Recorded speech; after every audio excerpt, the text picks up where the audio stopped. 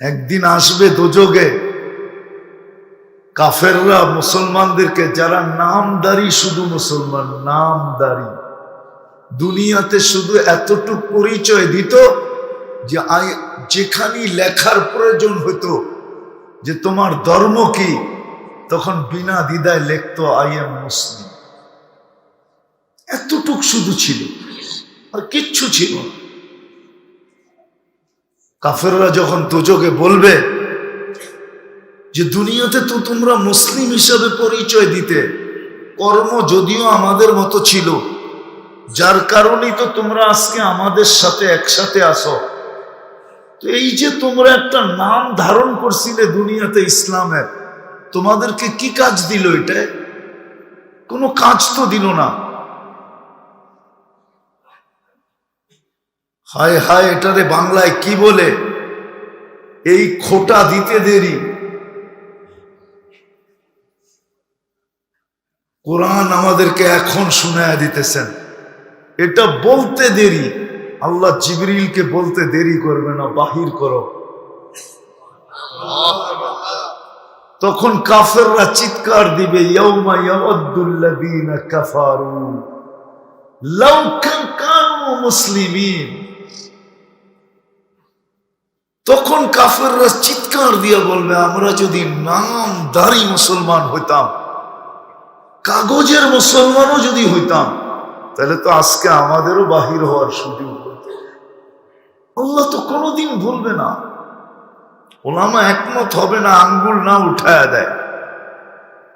এই উম্মত দোজগে যাবে বটে, কিন্তু হাতকড়ি থাকবে না, পায়ে বেড়ি থাকবে না, চেহারা কালো হবে না। দুজগের ফেরেশতারা জিজ্ঞাসা করবে, এটা কেমন আসামি? হাতকড়ি কই, বেড়ি কই, গলায় ছিকল কই, চেহারা তো জকজকে। তো জবাব আল্লাহ দিবে। আল্লাহ বলবে, আমার বন্ধুর উম্মত, তোমরা চিনো না, এটা উম্মতে মুহাম্মদ। তো বলবে, হাতকড়ি নাই কেন? বলছে, যেই হাত উজুতে ব্যবহার হয় ওই হাতে হাতকড়ি লাগে না। যেই পাও মসজিদের দিকে হাইটা যায় ওই পায়ে বেড়ি লাগে না। যেই চেহারা আমার কুদরতি পায়ে লাগছে ওই চেহারা কোনোদিন কালো হয় না। 3 জায়গা ব্যতীত সব জায়গায় আগুন লাগায় দাও। চেহারা, 2 হাত আর পাও ছাড়া।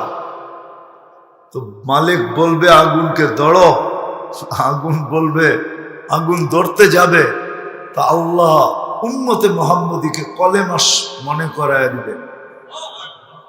তো কলেমা পড়বে, আগুন ভাইগা চলে যাবে। এরকম 3 বার হবে। মালিক আগুনকে লাঠি চার্জ করবে, ধরো না কেন? বলছে, লাইসালি সুলতান আলা মান ক্বালা লা ইলাহা ইল্লাল্লাহ। এই কলেমা যে পড়ে তাকে ধরার ক্ষমতা আমার নাই, তুমি ধরো। তখন আল্লাহ এই উম্মতকে ঘুম পড়ায় দিবে, বেহুশ হয়ে যাবে। তারপরে শাস্তি এদের উপরে চলবে। যেদিন হুশে আনবে ওদিন শাস্তি কমপ্লিট হয়ে যাবে। ইমাম কর্তুবী রহমতুল্লাহ আলাইহি লম্বা লেখছে, ওলামা তাহকিক করে দেখতে পারে। আল্লাহ তো ভুলবে না, আমরা না ভুলা যাই। আবারও কিন্তু আমি বারবার বুঝাইতেছি, মা বোনদেরকেও বলতেছি, আপনাদেরকেও বলতেছি, আমাদের চিন্তা করা উচিত, মুসলমান হিসাবে আমাদেরকে কে পছন্দ করে? উম্মতে মুহাম্মদী হিসাবে আমাকে কে পছন্দ করে? আল্লাহর মতো সত্তা আমাকে পছন্দ করছে, দুনিয়ার কেউ না, কোন সৃষ্টি না, আল্লাহ স্বয়ং নিজে। আর পছন্দটা আগে হইছে, আমার অস্তিত্বটা পরে হয়েছে। আল্লাহ আমাকে আগে পছন্দ করছে। চেহারা দেখা তো করছেনই, চেহারা দেখা ছাড়াও করছেন। কি মনে হয় বুঝাইতে পারি নাই। অস্তিত্বের আগেও পছন্দ করছেন, আর অস্তিত্বের পরে তো পছন্দ করছেনই, নাইলে 4 কসম কেন খাইলেন? অত্তিন ওয়াজাইতুন ওয়া তুরি সিনিন ওয়া হাদাল ওয়াল বালাদিল অত্তিন ওয়াজাইতুন ওয়া তুরি সিনিন ওয়া হাদাল বালাদিল আমিন লাকাদ খালাকনাল ইনসানা ফি আহসানি তাকওয়িম। তোর চেয়ে সুন্দর গঠন তো কারো দেখি না, তোর চেয়ে সুন্দর গঠন তো কারো নাই। তো অস্তিত্বের পরেও পছন্দ করছেন,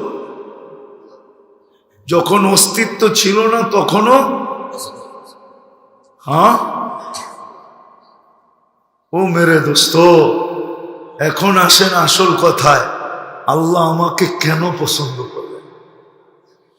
মানুষ কি পছন্দ করে অন্যের জন্য না নিজের জন্য? হ্যাঁ, কি রাস্তা দিয়ে হাঁটতে হাঁটতে হয়তো কোনো জায়গায় চোখ চলে গেছে, পছন্দ হয়ে গেছে, তো নিজের ছেলের লিগে করবে না অন্য জায়গায় করবে? তখন বাড়িতে যে বলবে দেখা আসছি, তুমি একটু দেখা আসো, আমার কাছে পছন্দ হয়েছে, আমার কাছে। যদিও পরে খবর পাইছে গরিব, কারে গরিব হলে কি হয়েছে, আমরা তো মেয়েই আনবো, ঠিক না? কি কি হ্যাঁ, গরিব হলে কি হয়েছে, আমরা তো মেয়েই আনবো, ঠিক না? হ্যাঁ, কি আমার ঘরে হইলে অসুবিধা কি? যদিও ঘরের মানুষ বলছে গরিব, কিন্তু ওরা আরে গরিব হইলে কি হবে, আমরা তো গরিব না, আমার ঘরেই তো আনবো, ঠিক না?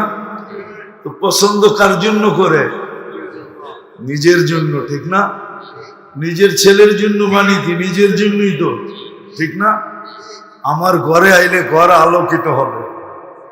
রব্বে কাবার কসম, আমাদের ভিতরে অনুভূতি নাই, না নারী না পুরুষ।